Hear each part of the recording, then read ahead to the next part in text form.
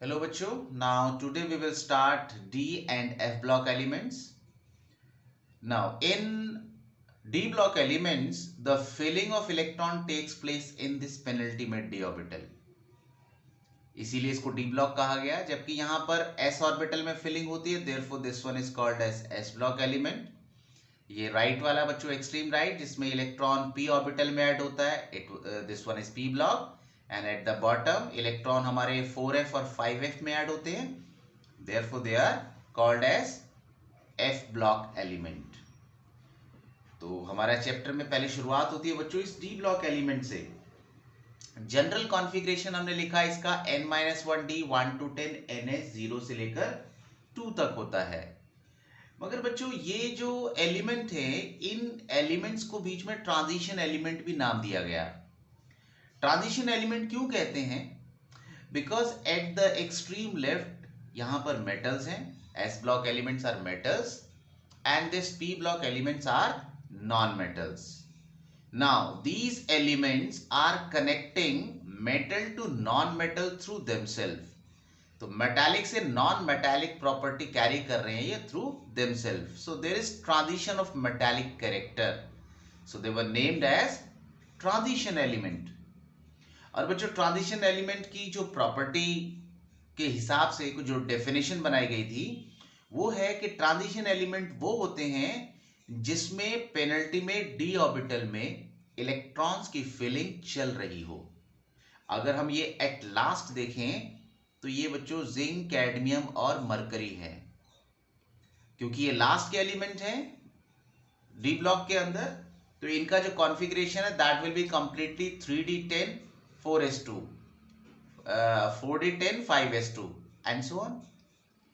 तो इसका मतलब ये हुआ कि अगर हम कहते हैं ट्रांजिशन एलिमेंट वो होते हैं जिसमें इलेक्ट्रॉन्स की फिलिंग डी में चल रही हो, तो ये जिंक, कैडमियम, मरकरी को हम ट्रांजिशन एलिमेंट में कंसीडर नहीं कर सकते. Now students, you can write about the D block element has the general configuration of n-1 d 1 to 10 and ns में 0 से लेकर 2 तक electron. Transition element 3 series constitute कर रहा है, 3d 4d एंड 5d. जो स्कैंडियम, टाइटेनियम, वेनेडियम है इसमें बच्चों 3d ऑर्बिटल में इलेक्ट्रॉन्स की फिलिंग है, so this first row is called as 3d, second one is 4d and the third one is 5d series. They are connecting metal to non-metal through themselves, so they were named as transition element. अब question कि transition element की definition क्या है. Transition elements ये वो atoms हैं जिसमें filling of electron is taking place in the penultimate D orbital, यानी इलेक्ट्रॉन्स की फिलिंग चल रही है, आर कॉल्ड ट्रांजिशन एलिमेंट. तो एक इंपॉर्टेंट क्वेश्चन बच्चों, you can note down it. Zinc, cadmium and mercury are normally not considered as transition element. क्यों? Because they are penultimate n-1 d10 configuration. जो penultimate D orbital है that has fully filled d10, तो it is not taking place, it has the fully filled d configuration. Now बच्चों let us discuss the properties of transition element. Transition element में बच्चों जो properties हैं कि ये metallic होते हैं, इनका मेल्टिंग और बॉइलिंग पॉइंट ज़्यादा होता है, इनके एटॉमिक साइज में बहुत ज़्यादा वेरिएशन नहीं होता, ionisation energy in between S block and P block होती है, इलेक्ट्रोनेगेटिविटी भी एस और पी के इन बिटवीन होती है, they are paramagnetic in nature, they form alloy, they form complexes, they can act as catalyst. So there are so many properties of transition element. Now let us discuss these properties one by one. तो पहली property हम discuss कर रहे हैं बच्चों, they have metallic character. अब metallic character क्यों होता है? मेटल्स की बच्चों प्रॉपर्टी होती है कि आसानी से इलेक्ट्रॉन लूज कर सकते हैं. ns ऑर्बिटल में 1 या 2 इलेक्ट्रॉन्स तो होते ही हैं. If they loses electron they acquire positive charge. तो बच्चों बहुत सारे पॉजिटिव आयंस और इन बिटवीन जो इन्होंने इलेक्ट्रॉन लूज किया है, ये जो पॉजिटिव आयंस हैं इनको कहते हैं बच्चों कर्नल्स, और ये फ्री इलेक्ट्रॉन्स हैं. तो ये जो कर्नल्स हैं ये बच्चों अट्रैक्ट होते हैं इन सराउंडिंग इलेक्ट्रॉन से. या हम ये भी कह सकते हैं कि इलेक्ट्रॉन अट्रैक्ट होता है सराउंडिंग कर्नल से। तो this is the electrostatic attraction between these colonel's and the surrounding electron which is non-directional. This attraction is called as metallic bond. और बच्चों ये जो metallic bond है ये strong होता है, और इस metallic bond में strength एक और bond से contribution मिलता है, that is called as covalent bond. क्योंकि इस मेटल के अंदर बच्चों जो d ऑर्बिटल है, d ऑर्बिटल में number of unpaired electrons possible हैं। जैसे जैसे हम बच्चों डी ऑर्बिटल में फिलिंग करेंगे 1 2 3 नंबर ऑफ अनपेयर्ड इलेक्ट्रॉन्स बढ़ेंगे, and when the D orbital get paired up number of electrons कम होना शुरू हो जाते हैं। It means they contain some number of unpaired electrons. और ये जो अनपेयर्ड इलेक्ट्रॉन्स हैं ये भी बच्चों क्या करते हैं, ये भी शेयरिंग करते हैं। दे share electron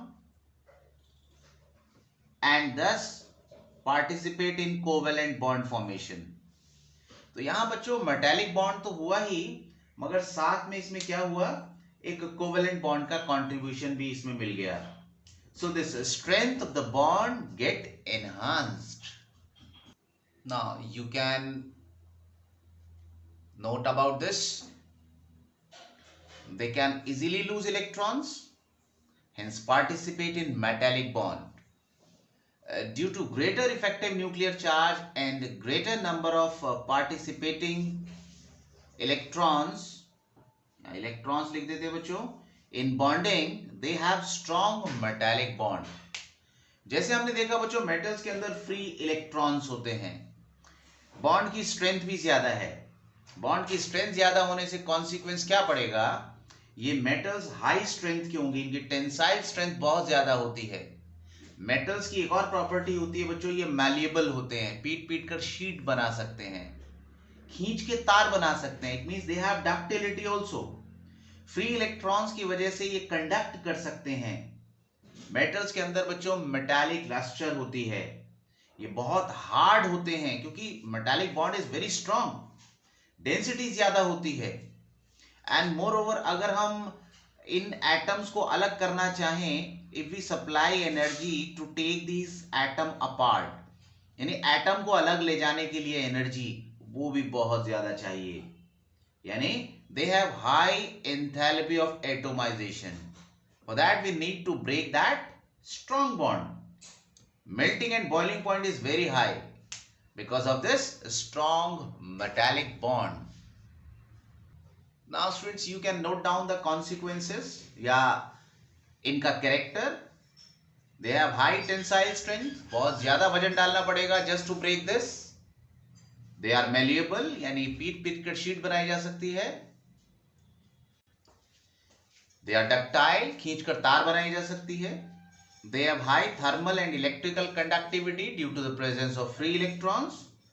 They are metallic luster, again this comes due to they absorb energy and the atom vibrates, the electron absorbs energy, they reflect and thus produces luster.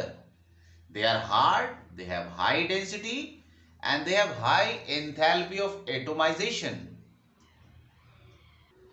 Now the second property is melting and boiling point. अब बच्चों यहां पर क्या किया, मैंने configuration draw किया है 3D series का, और ये बच्चों स्कैंडियम का configuration 4s2 and 3d1. Let us count the number of unpaired electron. It has only one unpaired electron. एक और भर देंगे, टाइटेनियम बन गया 3d2 4s2, 2 unpaired electron, then 3.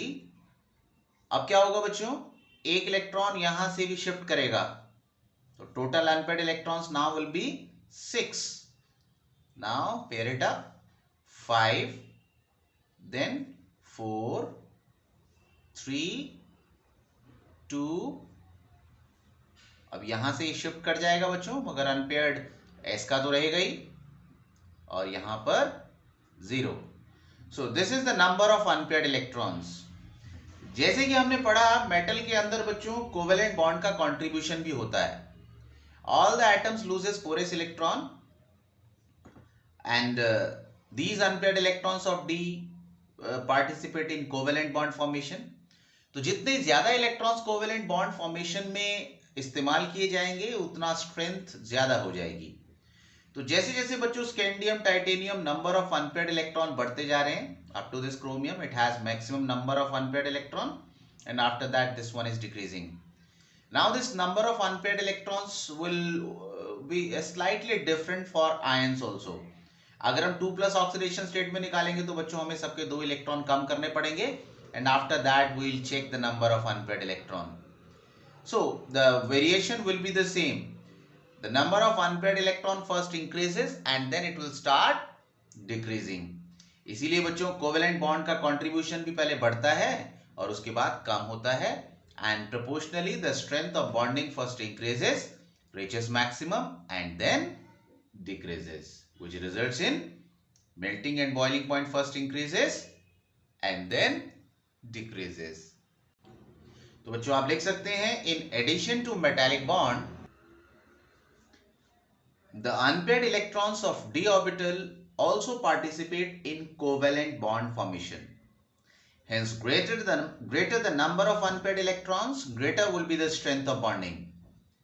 Therefore, as the number of unpaired electron first increases, reaches maximum at the middle and then decreases, hence the boiling point changes. ये यहाँ जो लिखा बच्चों after this hence it first, ये बच्चों MP और BP के बारे में बात की गई है. जैसे जैसे अनपेयर्ड इलेक्ट्रॉन्स में वेरिएशन आ रहा है वैसे ही बच्चों मेल्टिंग और बॉइलिंग पॉइंट में भी प्रोपोर्शनल वेरिएशन आएगा as the strength of bonding changes. Next property बच्चों magnetic property. They are paramagnetic in nature which first increases, reaches maximum in the middle and then decreases as the number of electron unpaired electron varies. बच्चों जब orbital में एक single electron होता है उसका अपना एक मैग्नेटिक फील्ड होता है and this get attracted in the applied field. इसका नॉर्थ अप्लाइड के साउथ की तरफ और साउथ अप्लाइड के नॉर्थ की तरफ अलाइंड होता है and the specimen get attracted in magnetic field. ये तभी होगा बच्चों जब इलेक्ट्रॉन अनपेयर्ड होगा. Greater the number of unpaired electrons, greater will be the attraction in magnetic field. But जब इलेक्ट्रॉन पेयर अप हो जाते हैं तो ये इनका जो नॉर्थ साउथ है बच्चों ये आपस में कैंसिल करेगा, क्योंकि एक ऑर्बिटल में इलेक्ट्रॉन्स कैसे होते हैं अपोजिट स्पिन के, और रादर अब इंड्यूस्ड मैग्नेटाइजेशन की वजह से ये फीबली रिपेल हो जाता है. तो मैग्नेटिक प्रॉपर्टी में पैरामैग्नेटिक कैरेक्टर कब होगा? जब greater the number of unpaired electrons होंगे. यहां पर हमने बच्चों अभी लास्ट पार्ट में देखा था कि जैसे जैसे हम लेफ्ट टू राइट जाते हैं नंबर ऑफ अनपेयर्ड इलेक्ट्रॉन्स पहले तो बढ़ते हैं 1 2 3 4 एंड सो ऑन, मिडिल में मैक्सिमम हो जाते हैं और उसके बाद डिक्रीज होना शुरू होते हैं. तो ऐसे ही बच्चों मैग्नेटिक कैरेक्टर यानी पैरामैग्नेटिज्म भी इसी तरीके से चेंज होगा. अगर इसका हमने मैग्नेटिक मोमेंट निकालना है बच्चों तो उसका फॉर्मूला है n+2 under the root Bohr magneton. यहां पर n क्या है? n is number of unpaired electron. अगर हम न्यूमेरिकल वैल्यू निकालना चाहते हैं मैग्नेटिक मूवमेंट की, just simply the value of n 1 2 3 and so on, you will get the value of the magnetic moment Bohr magneton. ये बच्चों आप किसी के लिए भी निकाल सकते हैं. अगर किसी आयन के लिए निकालना है उस केस में आपको पहले क्या करना पड़ेगा, उसका कॉन्फ़िगरेशन लिखना पड़ेगा. जैसे अगर आप मेटल 2+ की बात करते हो तो पहले S से 2 इलेक्ट्रॉन निकाल लो, then check the number of unpaired electrons in D. Sometime you will have only 1 electron in S. So you need to take out the second electron from D and then just put them in series. Just check how many number of unpaired electrons are there in that configuration of the ion. और जिसके ज्यादा unpaired electrons होंगे उसका paramagnetic character भी ज्यादा होगा, और जिसमें unpaired electrons कम होंगे उसका पैरामैग्नेटिक कैरेक्टर भी बच्चों कम होगा. तो हमने प्रॉपर्टी पढ़ी metallic character. Metallic character is due to the loss of ns orbital electrons, और उसको strength किससे मिली थी? कोवेलेंट बॉन्ड से. Greater the number of covalent bonds कब होगा? जब number of D unpaired electrons ज्यादा होंगे. Greater the covalent character, greater will be the strength of melting and boiling point. और मेटालिक बॉन्ड से हमने पढ़ा बच्चों, high heat of atomization, density ज़्यादा होती है, हार्ड होते हैं, मेल्टिंग बॉइलिंग पॉइंट ज़्यादा होता है, फ्री इलेक्ट्रॉन्स की वजह से कंडक्टिंग ज़्यादा है, मेटालिक लस्टर है. और उसके बाद हमने यहाँ पढ़ा बच्चों मैग्नेटिक प्रॉपर्टी के बारे में भी. मैग्नेटिक प्रॉपर्टी में क्या पढ़ा हमने? They are paramagnetic in nature. तो बच्चों यहाँ तक करते हैं, बाकी रेस्ट नेक्स्ट वीडियो में पढ़ेंगे.